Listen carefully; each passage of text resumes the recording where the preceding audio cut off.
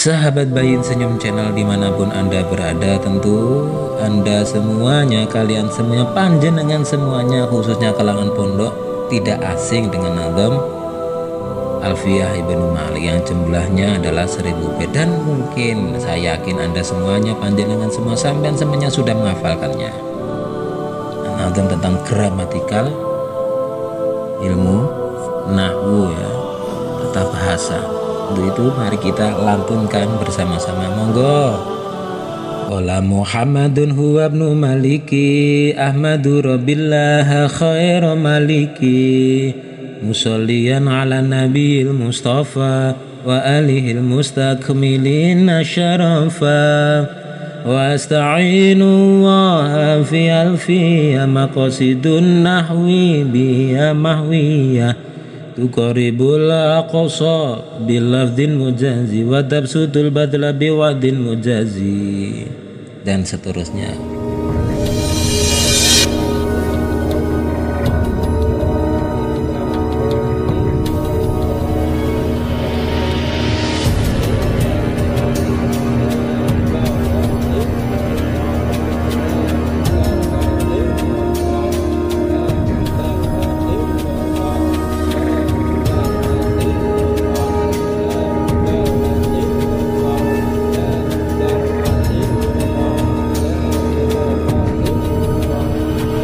Bayin Senyum Channel, media dakwah dan sholawat, channel keluarga kita bersama.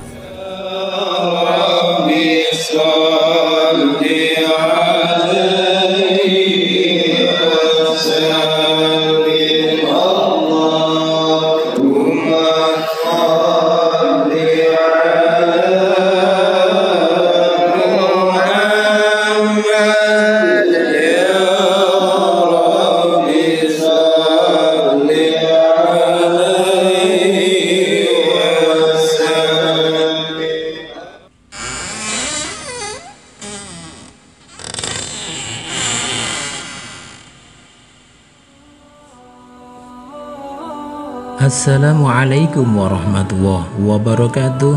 Jumpa lagi di Bayin Senyum Channel, media dakwah dan sholawat, channel keluarga kita bersama.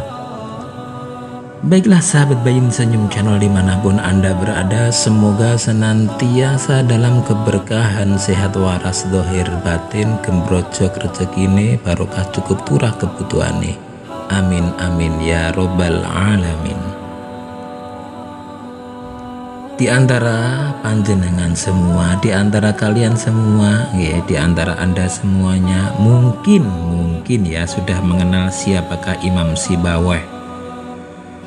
Bagi mereka yang ingin membaca kitab gundul, yang ingin bisa lancar membaca kitab gundul, mungkin Imam Sibawayh adalah tidak asing di telinga Anda, karena Anda sudah mempelajari beberapa kitab beliau. Baiklah, sebelum kita lanjutkan, jangan lupa tekan tombol like dan subscribe-nya, kemudian aktifkan tombol notifikasinya, loncengnya diaktif nih, supaya tambah mesra dan tambah seduluran.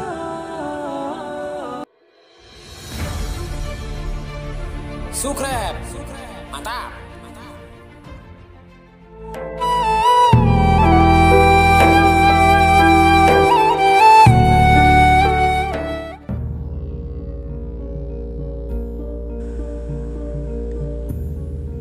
Sahabat Bayin Senyum Channel dimanapun Anda berada, Imam Sibawayh merupakan sang ahli nahwu, ahli gramatikal ya, ahli gramatikal.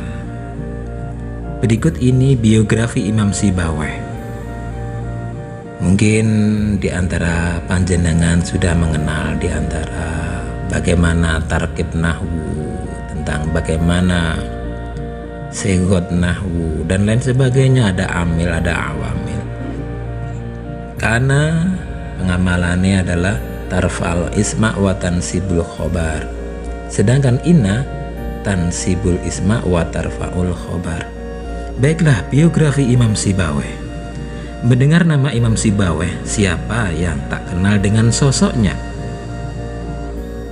pasti ya di pondok atau di pengajaran nahwu akan dikenalkan siapakah Imam Sibawayh oleh guru. Semua orang yang pernah mempelajari ilmu nahwu dan shorof tentu pernah mendengar nama Sibawayh atau Imam Sibawayh. Beliau merupakan seorang imam ahli nahwu yang sangat terkenal. Nama lengkapnya adalah Amr bin Usman bin Kanbar Abu Bashar, namun lebih dikenal dengan julukan Sibawayh. Sibawayh sendiri merupakan sebuah gelar dirinya atau lakop atau julukan yang berasal dari perkataan Farsi. Gelar tersebut menunjukkan kemasyhuran nama, sehingga nama aslinya sendiri jarang diketahui oleh banyak orang. Dan adapun Amru merupakan nama Arab yang diberikan oleh bapaknya, meskipun beliau bukan berasal dari keturunan Arab. Menariknya, walaupun Imam Sibawayh ahli bahasa Arab, tapi ia bukanlah orang Arab, melainkan orang Persia. Artinya, ia menggunakan bahasa Persia sebagai bahasa ibu dan bahasa Arab menjadi bahasa asing yang dipelajarinya. Namun, ia mampu menjadi pakar dalam bahasa asing, yaitu bahasa Arab,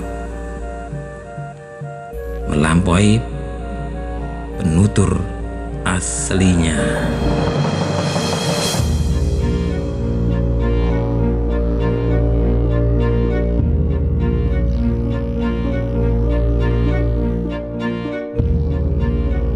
Jika kita bertanya dengan menyebut nama Sibawayh ke orang Persia di Shiraz, mereka tidak akan mengerti. Mereka mengenalnya dengan nama Sibuyeh. Sibawayh adalah sebutan atau aksen orang Arab untuk menyebut Sibuyeh dalam bahasa Persia. Julukan tersebut memang berakar dari bahasa Persia dari kata sib dan bu. Sib berarti buah apel, sedangkan bu bermakna harum atau bau sesuatu, sehingga jika digabungkan Sibuyeh memiliki arti orang yang aroma tubuhnya seperti harum apel. Jadi orang yang suka minyak wangi dengan bau apel berarti dia itba atau ngalap berkah dari Imam Sibawayh.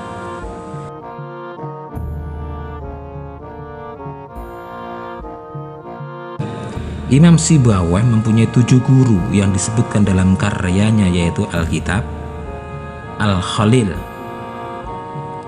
Di antaranya adalah Yunus ibnu Habib, kemudian Abu Amr bin Al-A'la, kemudian Isa ibnu Umar, kemudian Abu Al-Khattab ibnu Abi Ishaq, dan Harun ibnu Musa.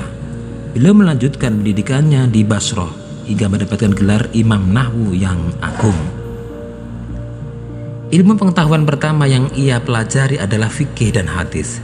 Sibawayh mempelajari hadis dari Ahmad bin Sannah. Ia mempelajari ilmu-ilmu yang berkaitan dengan bahasa Arab hingga ia mahir dan menjadi ahli di bidang tersebut. Setelah Sibawayh memutuskan beralih untuk mempelajari ilmu bahasa Arab, ia berguru kepada Al-Khalil bin Ahmad Al-Farahidi yang berdasarkan riwayat merupakan seorang murid dari Abu Amr bin Al-A'la, seorang ahli qiraat sab'ah. Beliau berguru kepada Al-Khalil dengan penuh sukacita, tekad kuat dan kemauan yang tinggi. Ia mengikuti semua gurunya bagaikan bayangan mengikuti benda. Pengaruh gurunya memberikan pengaruh besar pada karya-karya Sibawayh. Sibawayh termasuk ulama yang berjasa dalam pengembangan dan penyempurnaan ilmu nahwu basyar. Beliau adalah salah satu murid Al-Khalil bin Ahmad yang diakui kecerdasan dan kepandaiannya dalam masalah nahwu tentang amil dan awamil, yang kemudian oleh beliau dikumpulkan menjadi Alkitab, di mana di dalamnya banyak tertuang pemikiran-pemikiran Al-Khalil. Fakta yang ada dalam Alkitab pula telah terjadi perbedaan pendapat di antara Al-Khalil dan Sibawayh pada beberapa permasalahan ilmu nahwu. Tidak hanya puas dengan ilmu nahwu dan ilmu bahasa Arab kepada Al-Khalil saja, Sibawayh juga berguru kepada Yunus bin Habib, Isa bin Umar dan lainnya, hingga mendapatkan wawasan yang luas dan martabat keilmuan yang spesial. Kemudian ia merantau ke Baghdad, pusat dinasti Abbasiyah dan yang merupakan pusat peradaban dan keilmuan. Adapun karya-karya Imam Sibawayh sendiri memiliki karya utama berupa ruang lingkup Alkitab, manuskrip, publikasi, dan translasi karya Alkitab dalam konteks persaingan antara fikih Kufah dan Basrah, orisinalitas pemikiran Sibawayh dalam Alkitab, pengaruh pemikiran gramatikal Sibawayh terhadap pemikiran gramatikal ahli gramatikal setelahnya. Sibawayh merupakan orang yang mencurahkan hidupnya untuk ilmu. Bahkan istri beliau merasa tidak senang terhadap aktivitas Imam Sibawayh yang lebih mesra dengan buku-buku dibandingkan dirinya. Oleh karena itu, ada kisah ketika Imam Sibawayh pergi, istri beliau membakar buku-buku dan karya-karya tulisnya yang tertulis di buku, dilontar, bahkan pokoknya berserakan, belum tergabung. Kemudian ketika Imam Sibawayh pergi, istri beliau membakar buku-buku dan karya tulisnya hingga semuanya lenyap di lalap api kecuali satu, yaitu Alkitab.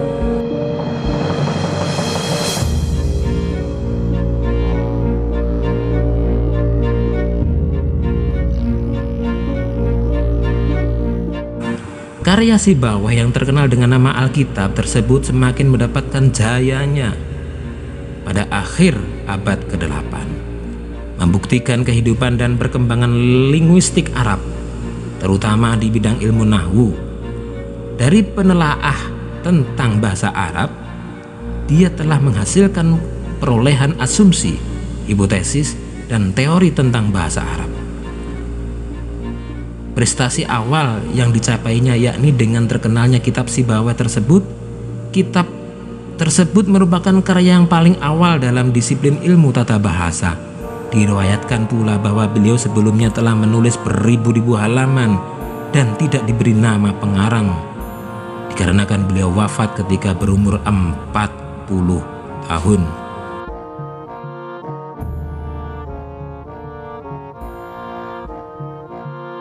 Beliau pun belum menyiapkan muqaddimah pembukaan serta menutupnya untuk yang sudah ditulisnya. Dan kitab tersebut adalah satu-satunya karya bahasa Arab yang agung dan telah menjadi referensi utama bagi seluruh ulama dan umat Islam di dunia. Alkitab pada awalnya dimaksudkan untuk dipakai dalam pembangunan. Maksudnya dipakai dalam membangun metodologi lengkap untuk menjelaskan korpus bahasa Arab, terutama sistem infleksinya atau i'rabnya. Karya Sibawayh juga terbagi ke dalam 3 bagian, yaitu bagian pertama menjelaskan aturan-aturan mengenai sintaksis dan masalah-masalah yang berkaitan dengannya seperti pembagian kata ke dalam kata benda, kata kerja, dan partikel.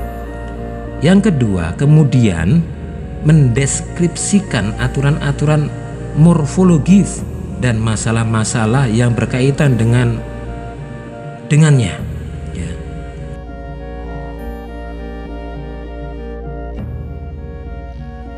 Yang kedua, beliau mendeskripsikan aturan-aturan morfologis dan masalah-masalah yang berkaitan dengannya seperti kata dasar, imbuhan, dan pola-pola morfologis. Yang ketiga, beliau mendiskusikan aturan-aturan fonetik atau fonologi atau perubahan morfofonemis. Sahabat Bayin Senyum Channel dimanapun Anda berada, mungkin kosakata yang telah saya sampaikan barusan ya mungkin banyak yang tidak mengenal, tapi nanti di akhir video akan saya jelaskan apa itu morfonemis, apa itu fonetik, apa itu fonologi, dan lain-lain. Baiklah sahabat Bayin Senyum dimanapun Anda berada, mungkin ini waktunya udut atau ngombe kopi. Monggo dipun seruput mboten nopo-nopo.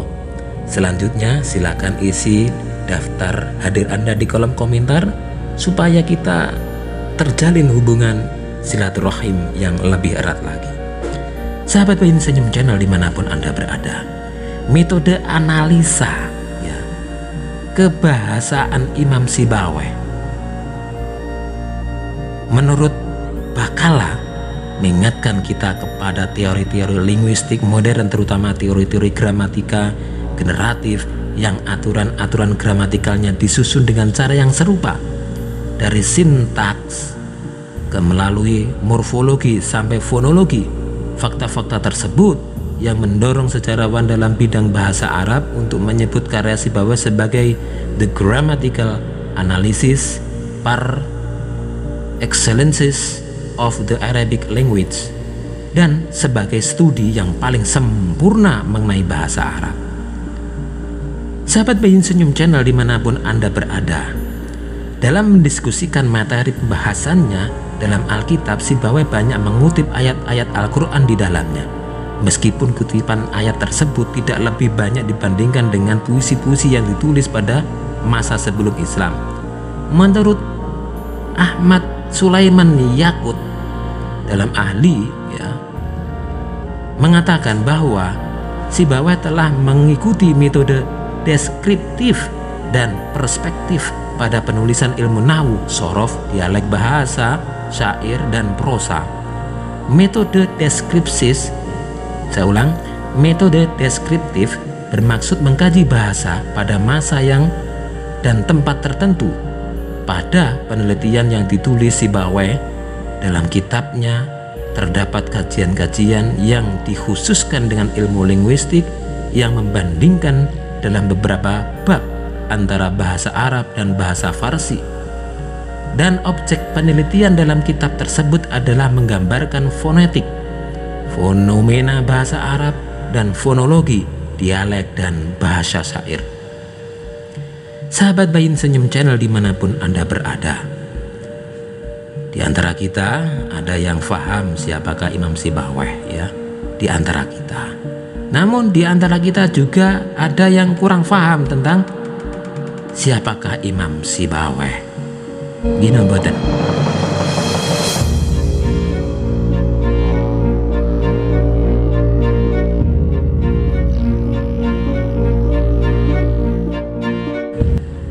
Baiklah sahabat Bayin Senyum Channel dimanapun Anda berada, berikut ini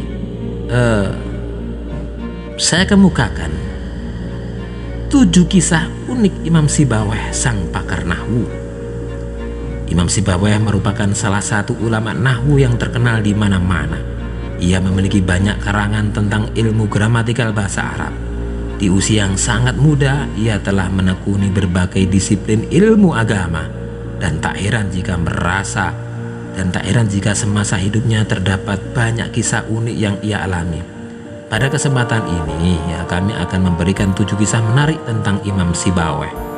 Yang pertama, Imam Sibawayh pernah mengalahkan gurunya, yaitu Imam Sibawayh memiliki sejarah hidup yang sangat menakjubkan dalam perjalanan hidupnya ya, dalam menggeluti ilmu gramatika bahasa Arab atau ilmu nahwu.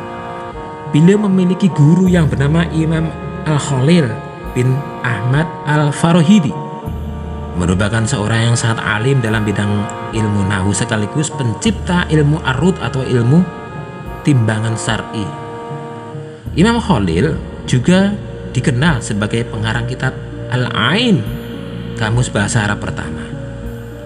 Imam Sibawayh berguru kepada Imam Al-Khalil selama beberapa tahun lamanya bersama seorang seperguruannya yang bernama Asmu'i. Imam Sibawayh adalah orang yang sangat jenius. Terbukti dalam beberapa kesempatan beliau pernah debat sengit dengan gurunya, dan tak jarang Imam Al-Khalil dibuat kewalahan oleh muridnya yang satu itu. Dalam sebuah hikayah disebutkan bahwa saking jeniusnya, saking pintere, Imam Sibawayh telah melebihi keilmuan gurunya, sehingga banyak dari murid-murid Imam Al-Khalil yang berpindah dan lebih memilih berguru kepada Imam Sibawayh ketimbang dirinya. Hal itu terjadi setelah Imam Sibawayh pamit pada Imam Al-Khalil pasca beberapa lama berguru kepada beliau. Hal itu membuat sang guru Yang ikhlas itu agak bersedih dan sedikit putus asa. Puncak dari kesedihan tersebut, beliau melarikan diri dari kediamannya lalu mengembara dengan tujuan tak jelas. Namun beliau berharap dalam pengembaraan itu Allah memberikan suatu ilmu kepadanya sebagai tambahan ilmu dari ilmu murid yang telah mengalahkannya, yakni Imam Sibawayh.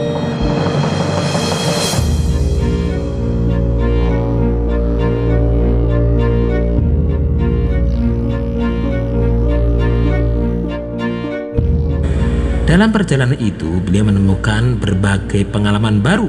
Banyak peristiwa-peristiwa alam yang terjadi di sekitar beliau, berupa aneka bebunyian yang beraneka ragam seperti bunyi ombak di pantai, bunyi kicauan burung yang bersaut-saut di udara, bunyi angin yang berhembus dengan lembutnya di telinga orang yang dirundungi sedih dan pilu. Dari berbagai bunyi alam itu, akhirnya Allah menganugerahkan sebuah ilmu baru kepada Imam Al-Khalil, yaitu ilmu timbangan syair yang diberi nama dengan ilmu Ar-Rud dan Qawafi. Ilmu itu memiliki fungsi dan manfaat yang sangat besar, terkhusus dalam dunia sastra Arab yang kebanyakan penduduk sangat hobi dengan syair. Nah, untuk menguji kebenaran syair yang mereka buat agar terasa elegan didengar di telinga, maka dibutuhkan suatu ilmu untuk mengatur dan menyelaraskannya. Ilmu itu tak lain dan tak bukan adalah ilmu Ar-Rud dan Qawafi, di mana beliau dianggap sebagai orang yang pertama kali menciptakan ilmu tersebut dan tidak dimiliki oleh muridnya yang bernama Imam Sibawayh. Dengan ini hilanglah segala keputusasaan Imam Al-Khalil yang selama ini menggerogoti hatinya.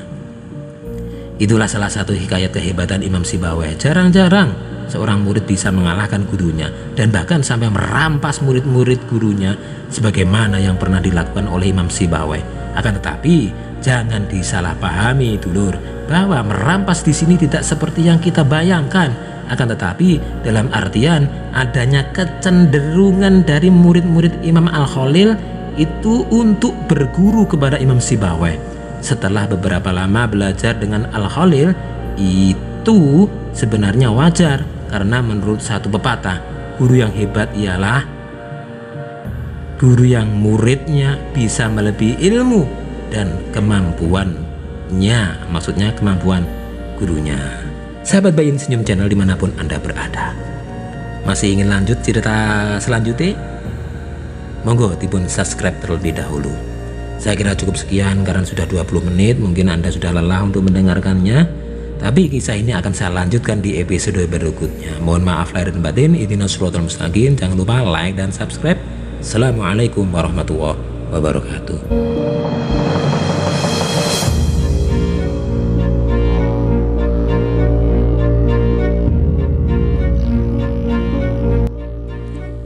Sahabat Bayin Senyum Channel dimanapun Anda berada, tadi banyak istilah kata yang saya sampaikan, mungkin di antara panjenengan ada yang belum paham ya. Untuk itu mari kita bersama-sama belajar. Hipotesis. Hipotesis adalah jawaban yang sementara dari suatu permasalahan yang hendak diteliti.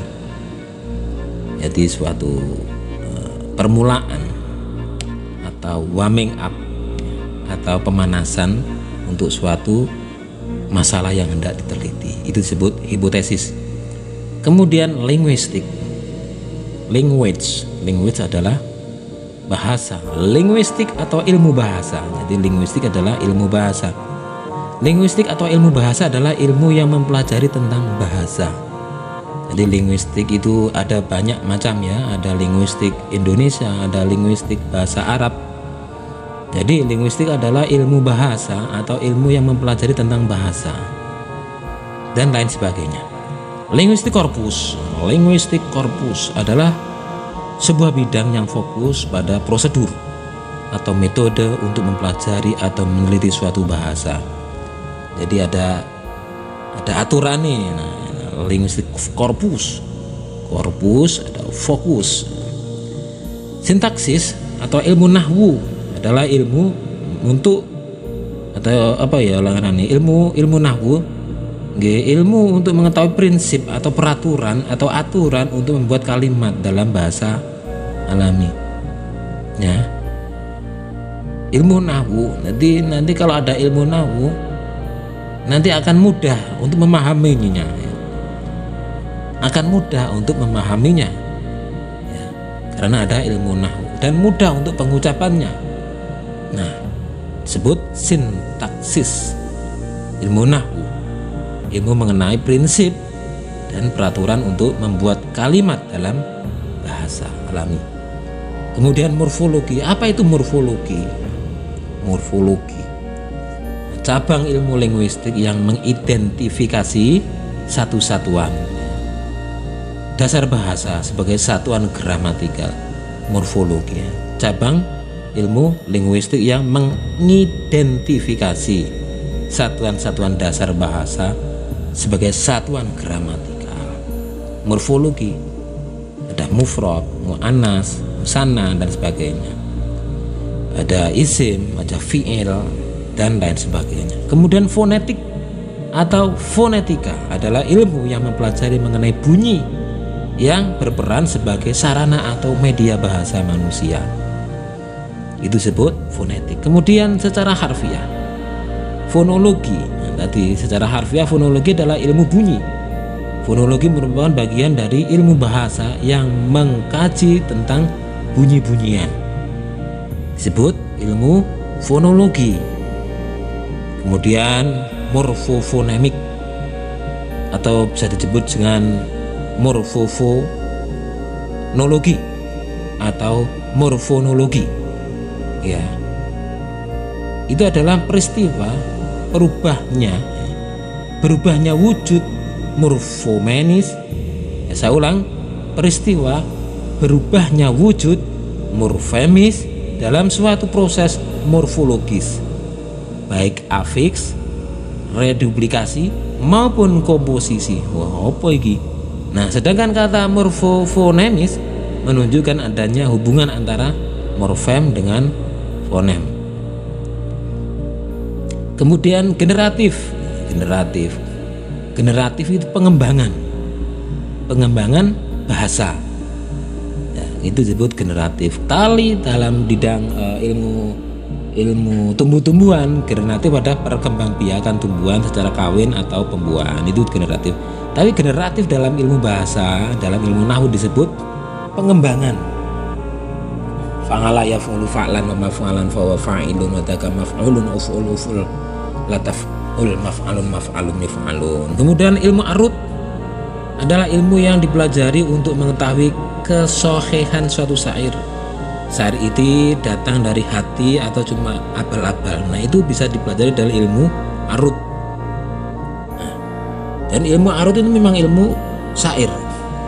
Ilmu arut adalah ilmu syair yang menyesuaikan syairnya itu keluar sesuai keadaan alam, keadaan batin, ataupun kemampuan dia untuk mengimajinasikan atau kemampuan dia untuk berpikir. Nah, ilmu arut. Ilmu qawafi adalah ilmu disiplin ilmu yang mempelajari keadaan akhiran suatu bait syair. Jadi syair itu kayak bahasa Indonesia biasanya ada akhiran an, ada puisi akhiran i, seperti itu. Tapi untuk ilmu qawafi ini memang kalau nanti di dalam bentuk syair itu indah, yaitu ada akhirannya enak. Saya sering dengar ini ilmu qawafi dan ilmu arut ini disampaikan oleh para guru besar, terutama untuk guru-guru yang datang dari Baghdad. Belum lama ini di Pondok Al-Fitrah Kedinding Surabaya itu dari Habib siapa itu cucune cicite niku lho, cicite sinten niku. Cicite sapa itu? Aduh, lali ya. Pokoknya dari Irak, dari Mekah Al-Mukarramah, Habib Umar. Habib Umar Al-Hadi. Nah, itu gue lagi gawe syair pewinter beliaunya. Mungkin cukup itu, sahabat Bayin Senyum dimanapun Anda berada, semoga bermanfaat. Mohon maaf lahir dan batin. Itu tadi istilah-istilah baru ya, atau vocab baru mufradat baru tentang fonetik ataupun fonologi ataupun morfofonemik, generatif, ilmu arut, ilmu qawafi, morfologi, sintaksis, linguistik, dan hipotesis, serta yang lain masih banyak lagi. Semoga bermanfaat. Jangan lupa subscribe, like, dan share. Matur nuwun.